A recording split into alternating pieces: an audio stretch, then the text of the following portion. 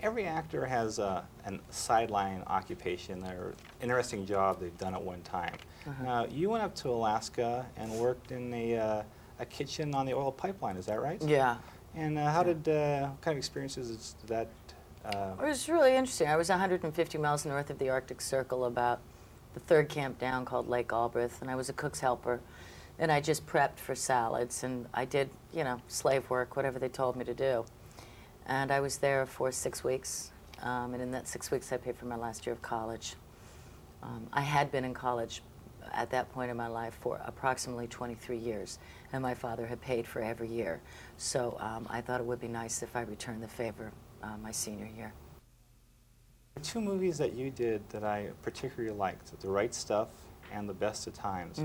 Now, both of those movies I thought were going to be huge, huge hits. Now, they weren't as successful as I thought they'd be.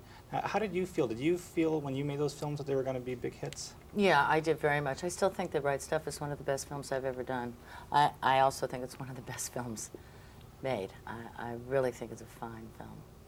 Now, that seems to be like an actor's dream picture because it had so many talented people. What was the feeling when you were making that movie?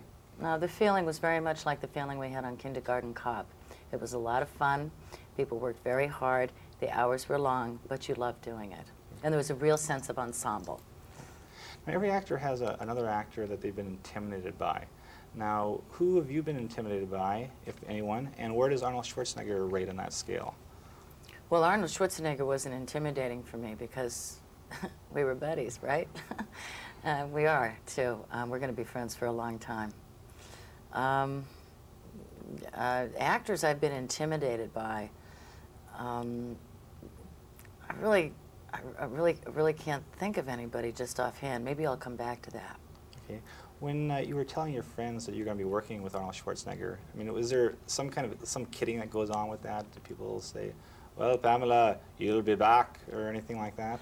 No, no. Everybody thought it was great. They thought it seemed like a really interesting duo, me and Arnold, because we are a bit different.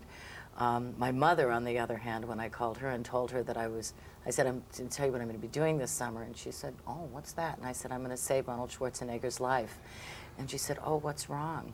Now that's the response of a person who really believes in you, right?